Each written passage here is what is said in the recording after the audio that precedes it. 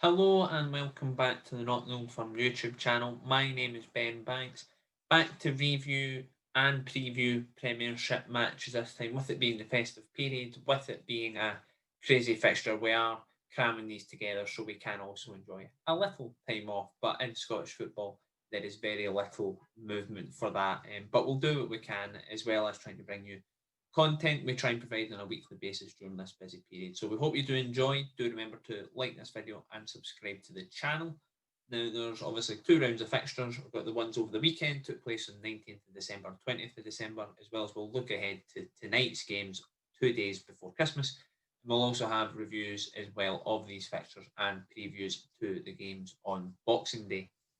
We'll start at the weekend. We'll, first of all, before we go into, we'll take a look at how the table looks ahead of tonight's games and as a consequence of the results of the weekend. Also, Rangers and Celtic still in first and second place, although that could have been different in terms of the second place. Hibs missing a chance to go second. We'll talk about that shortly. So, in table order, Aberdeen in third, Hibs in fourth, Motherwell are in fifth, but fifth to 11th is really tight. Motherwell in fifth on 21 points, joined by Dundee United in sixth, who are also on the same.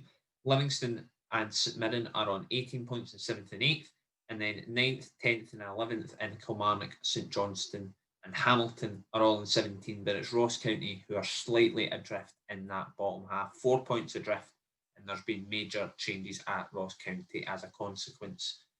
With a pal of Not the Old Firm back involved. Again, more on this later on. We'll get straight into the game. So much to talk about. Hibs 1, Dundee United 1. Of course, we're going to hear from plenty of Premiership managers and players along the way. And we heard from Martin Boyle on Saturday after Dundee United snatched a draw at the death, one each against Hibs. Hibs had dominated the full game. Could have been 3 or 4 up had it not been for the goalkeeper Benjamin Siegrist in the United net. Made 6 or 7 world-class saves. I was there live, probably one of the best live performances I've seen. And Martin Boyle admits he was left frustrated, but the fact they were so frustrated about the draw shows the high standards Hibs have met this season. Like in the first half, he's made saves I've never seen before. It's just reaction, and it was excellent saves. Fair play to the big man. We've had a lot of chances today. He's left us frustrated, and they've snuck in at the back. Disappointing. I think we played really, really well. Probably the best we've played at home. We've not took our chances and we got punished. I've been here a few times. It's happened a few times, and it's not nice. So we need to get back to being ruthless, putting teams away. Yeah, absolutely. I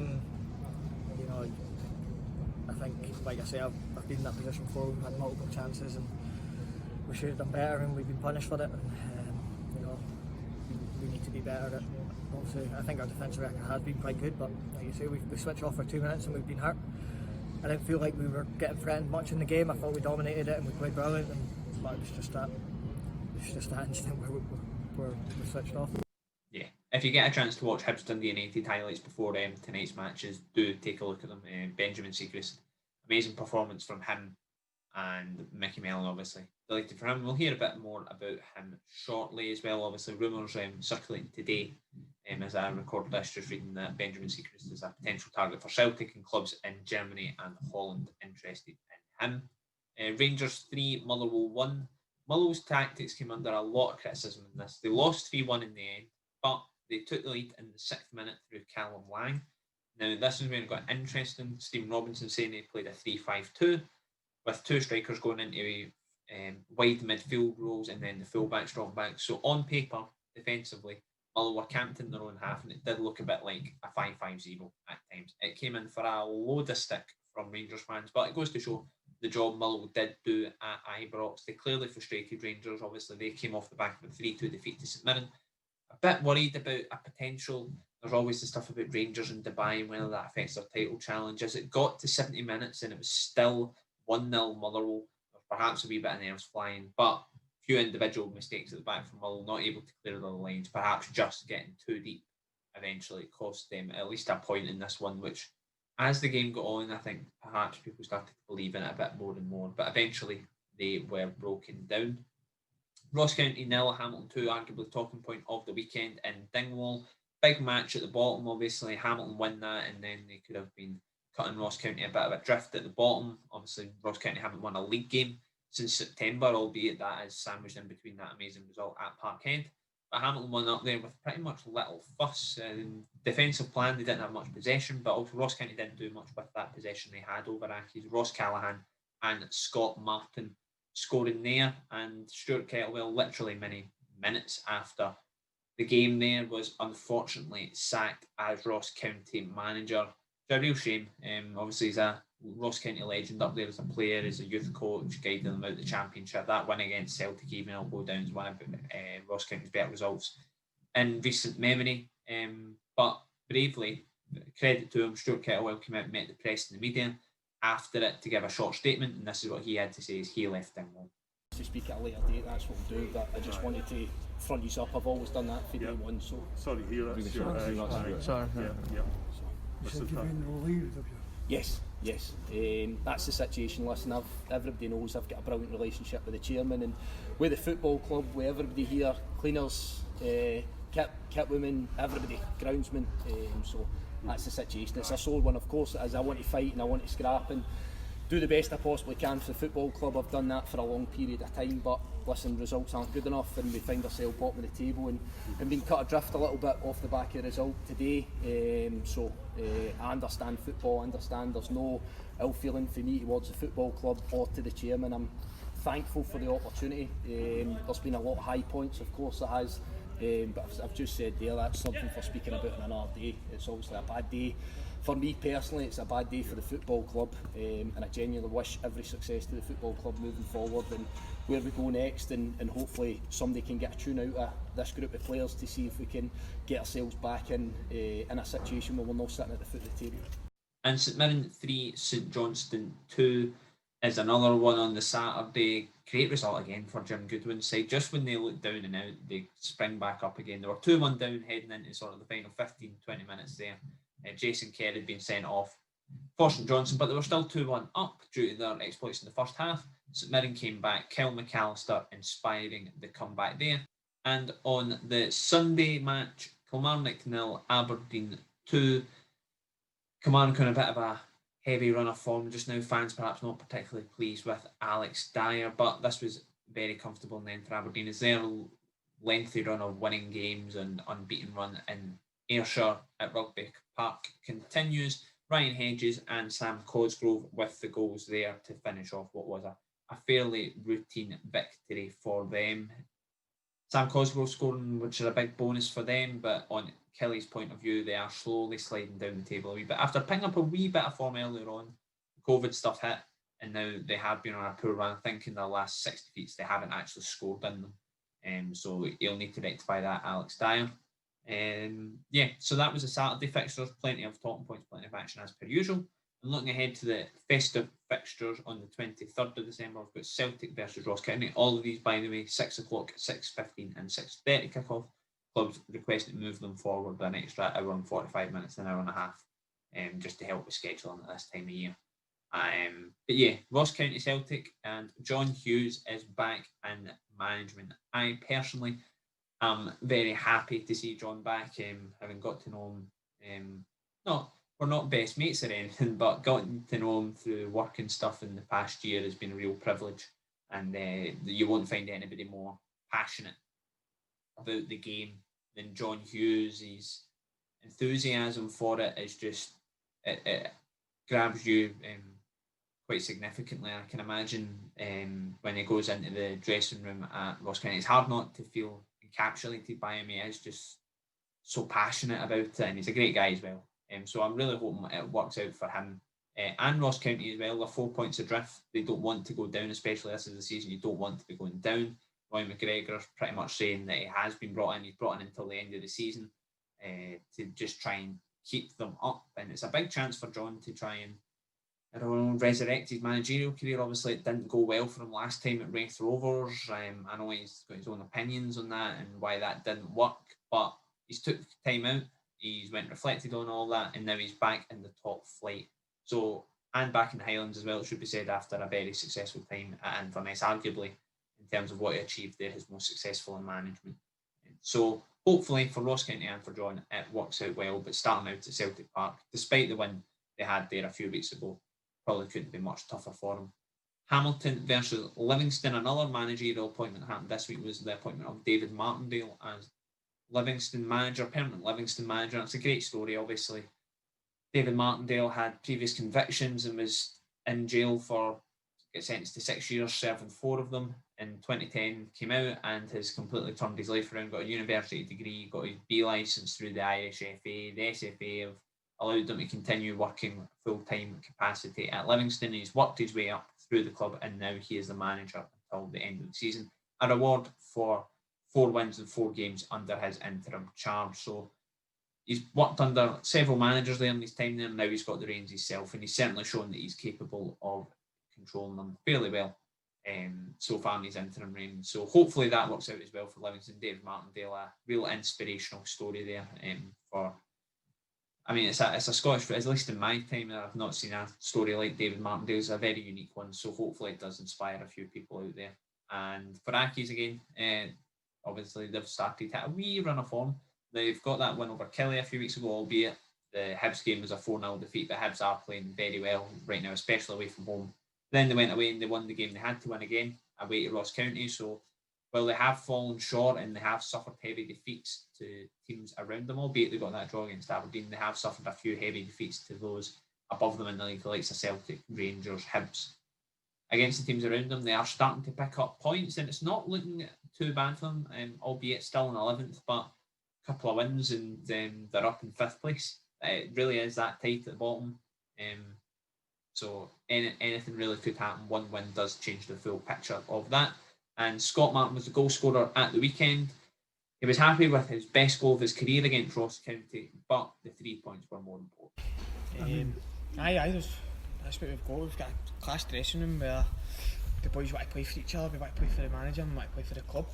I think everybody in the changing room knows what it's like to be a Hamilton player, that you need to show the fight and determination to be in the league and stay in games, that to stay in this league. So no, it's a really good win for us. It's more that's down to the gaffer, more to the game plan. We knew they were going to have a lot of the ball. They've got class players in the middle of the pitch. They want to build, so that was kind of the game plan, to try and set off and go on the counter. So I think it worked a treat for us. And saying for ages that's the side of the game I need to add more to. So hopefully that gives me a wee bit of a boost and a wee bit of confidence to go and be more confident in the future. No, that's probably my favourite one I've scored, I think. Other maybe in my first one, but no, I enjoyed it. I enjoyed it. Hibs v St Mirren in another game. 2 informed teams. Hibs have been drawing a lot of games at home, but overall they've been really good this season. Still only a point or so off second place, and they could have been going into this game in second place had it not been for Benjamin Siegrist. And St Mirren unbeaten in 11 games. It's going so well for the Buddies right now, and for Jim Goodwin, they are slowly starting to climb the table. They have lodged an appeal against their SPFL forfeits, and if that comes to fruition and Motherwell and Hamilton get 3 points taken off them, they need to play those games, then all of a sudden again the bottom 6 changes completely. Motherwell would go down to 15 points, which would have them in the relegation playoff spot, and Hamilton as well would have their 3 points took off them and they would drop to 14 points.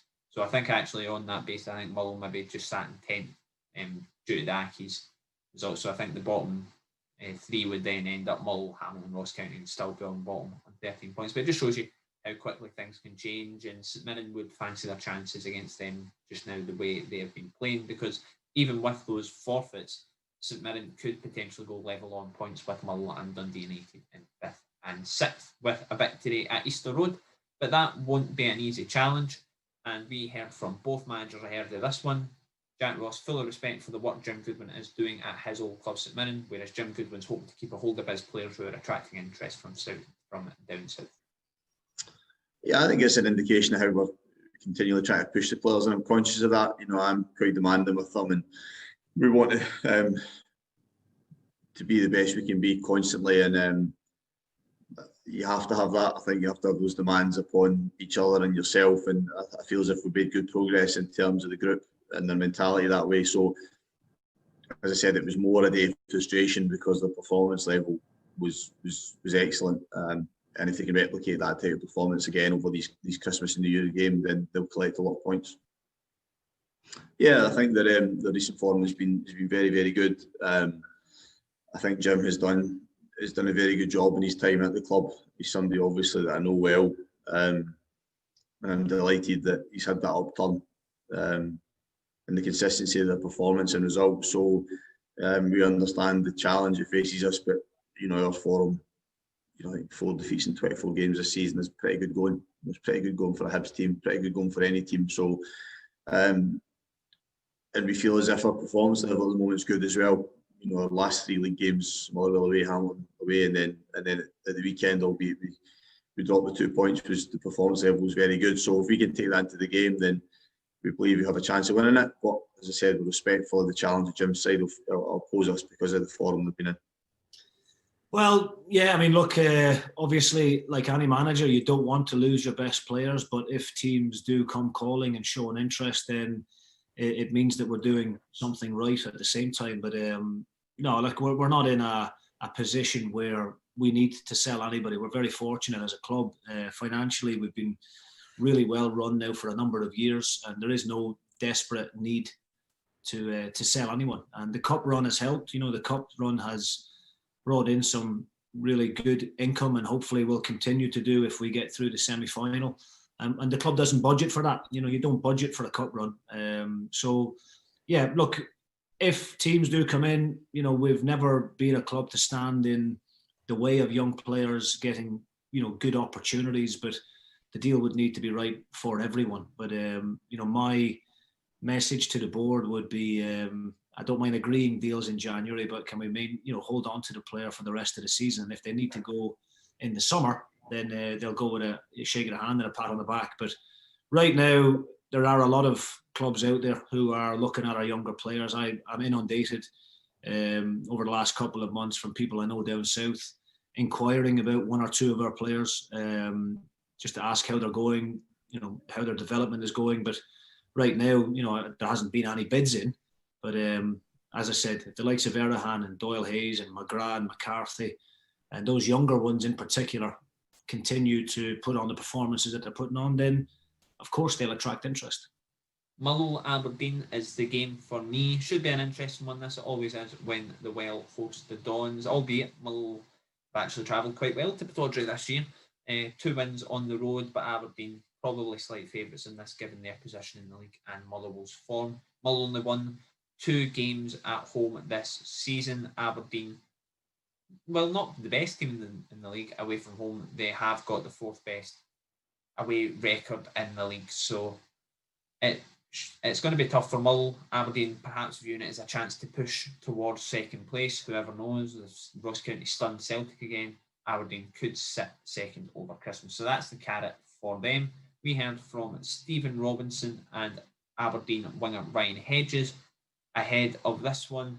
Stephen Robinson, knowing his side need to put some wins together, and Ryan Hedges is happy to see the goals spread at Pittodrie, meaning that Sam Cosgrove isn't relied upon to score like he was doing last season. Yeah, look, we're confident. I've got a lot of belief in what I do and what the staff do. I've got belief in the players, and at some stages you have to hold your hands up and go, some signings haven't worked, and you go, okay, well, we'll try and rectify that, which we do every year. That's again the level of player we're bringing in. Some work, some don't work. Everyone will tell you the same, no matter how much money you spend. And you have to go, okay, well, it's Christmas now. Some people might not have quite done what we expected, and we need to either get more from them or change them. Everyone's clouded by the result all the time, and we're in a results-based industry. That's blatantly obvious. But there's a lot of good things. There's a lot of good boys. There's a lot of good play. And I'm confident that we will get results. And whether that's a little injection like we've always done in January, we bring a player in, 2 players in that lifts everybody, because it does. New players spark everybody. Acknowledging that some things haven't quite worked the way you want it to work for everybody, for the player, for us. And you change it. You can't keep making the same mistake over and over again. You have to try and change that. Yeah, I have. I've got one quite far down the line. We're braced if anybody comes in for our players as well. January is a difficult transfer window, but we've been relatively successful. We've brought Boyle in that time. We've brought Rolando Aarons in that time. And sometimes one signing just sparks you. and it sparks the other players who, people have criticised and maybe think, aren't at the top of their game, but sometimes just one signing sparks everybody. I think every player before a season will obviously want to do really well, and I think little goals along the way probably help that, so you can kind of see where you're at and how you think you're progressing, and personally how you're doing. I think, like you touched on, we've got a bundle of talent in the squad, and especially in the front players. I think anybody can play and come in, and you probably wouldn't really notice the difference. So I think you obviously got to do as much as you can when given the opportunity to play to keep yourself in the team. Yeah, I think obviously missing him through injury, but I think the likes of Marley, obviously now injured, but Marley and Curtis have definitely stepped up and filled the big shoes that was Sam Cosgrove. Obviously the numbers he got last season were very, very high, and I think it's been apparent that other players have to chip in, like myself.